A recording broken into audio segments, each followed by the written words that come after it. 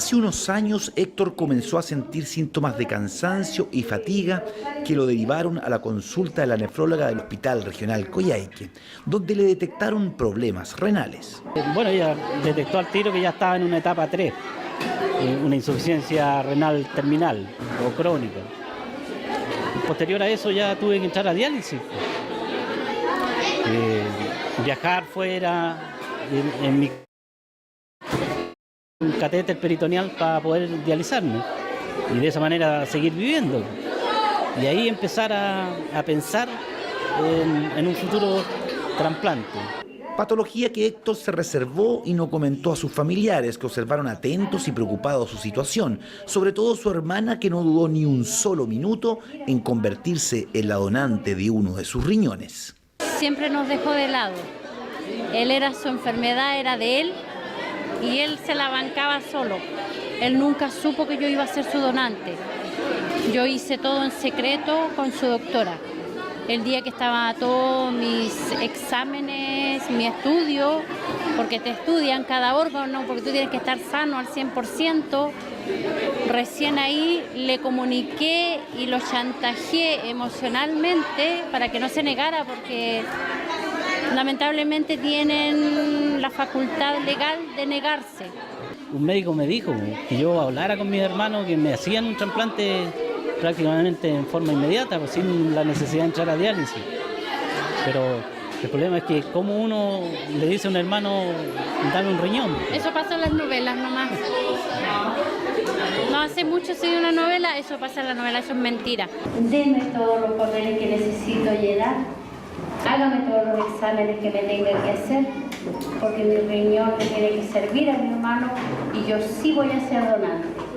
Testimonio que se expuso a alumnos de la Escuela Altamira de Coyhaique, donde se intercambiaron experiencias, se aclararon dudas, se educó en prevención y promoción de la salud y se dio el vamos con un simbólico brindis de agua a las actividades de la Semana Mundial del Riñón, que por 5º año consecutivo la región de Aysén se suma con actividades que permiten concientizar a prevenir las enfermedades renales.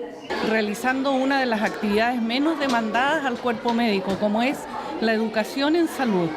Con esta faceta nosotros podemos prevenir y actuar directamente sobre una de las patologías, como es la enfermedad renal, que es una enfermedad silenciosa y que si nosotros no tenemos un buen nivel de educación, podríamos llegar tarde.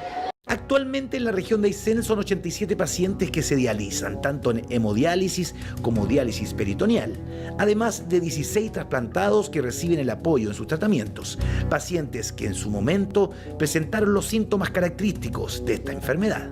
Los síntomas más extremos son la inapetencia fundamentalmente y el asco que sienten por los alimentos, que es producto de la uremia, de la toxicidad en la sangre. Pero síntomas que también pueden ser secundarios a la anemia que se genera por la insuficiencia renal, que es decaimiento, palidez o un tinte amarillento en la piel, producto también de los tóxicos. Pero como le digo, esos son síntomas inespecíficos que se denominan desde el punto de vista médico. A medida que ellos comienzan el tratamiento, se produce un proceso que se llama el duelo, que es el aceptar el tema de la enfermedad, el entorno, su familia, porque es un cambio totalmente drástico de vida. Es totalmente drástico de vida. Entonces, para ellos ya es difícil el tema laboral, porque tenemos pacientes que lamentablemente tenemos que pensar, cuesta mucho reinsertarlo laboralmente, porque ellos son pacientes que se dializan 3 veces a la semana y esas 3 veces, cada sesión consiste 4 horas. Y más el trayecto, el hecho de entrar a la diálisis 1 hora más, le agregamos 5 horas. A esto hay que sumar cómo sale el paciente, porque en muchas ocasiones se descompensan producto de la misma diálisis. Es un proceso, yo en particular encuentro que es una enfermedad bastante canalla porque es muy silenciosa. No es una enfermedad que los pacientes tengan síntomas previos como dolores, porque arraigado el tema de la hipertensión con la diabetes en conjunto son los que disminuyen la función renal. Y bien lo sabe la señora Emelita, que hace un año está en tratamiento. Llegó directo a hemodiálisis. Para mí la hemodiálisis no es muy agradable, porque uno sale mal no, pero no sale bien. Los primeros días, no sé después, porque uno ¿Qué sentía cuando salía? de repente salía con frío, con baja presión, o sea, llegaba a acostarme nomás. Ante tan complejo escenario, tomó la decisión de cambiar su tratamiento a diálisis peritoneal domiciliaria, fomentando su autocuidado. Sí me la habían ofrecido, pero yo no me decidía porque lo hallaba como difícil para uno. Como de aprender, de poder hacerlo solo. Claro. Y no, pues no es así, uno acá le enseñan todo y va lista para hacer su... Para tener un autocuidado en casa. Claro, y hay que tenerlo con mucho cuidado, ¿eh? Ser bien constante con las horas. Si a uno le dijeron ya 8 horas, las 8 horas tienen que ser. Hay personas que no se la hacen y por eso que no les da resultado. Contrasta con la hemodiálisis, en donde hay una máquina que limpia la sangre y la devuelve limpia, la tóxica la saca, la devuelve limpia y se hace a través de una arteria, ¿cierto?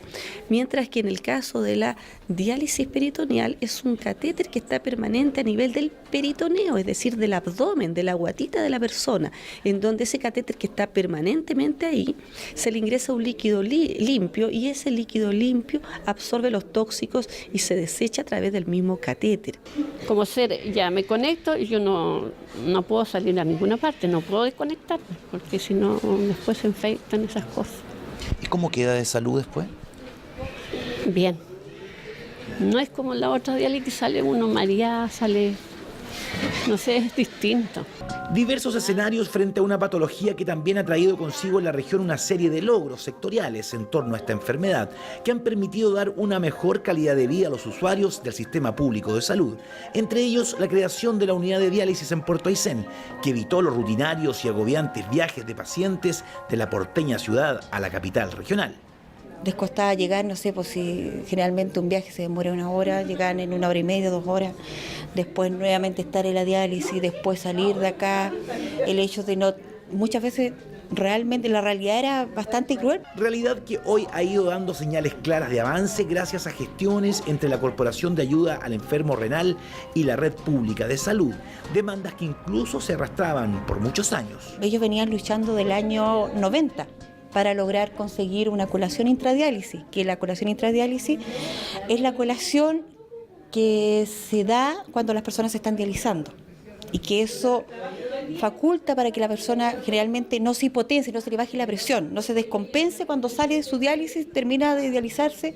Muchas veces, antiguamente pasaba, que el paciente con la baja de azúcar que sale se descompensaba y se le bajaba la presión, el pulso y el paciente salía de su diálisis y se desmayaba.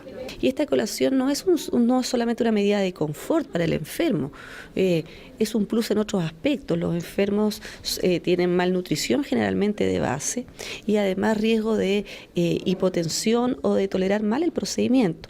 Testimonios y casos de personas que hoy son usuarios de la Red Pública de Salud y que en estos días han ido concentrando sus energías en contar sus experiencias y concientizar de la importancia del fomento de estilos saludables en esta Semana Mundial del Riñón.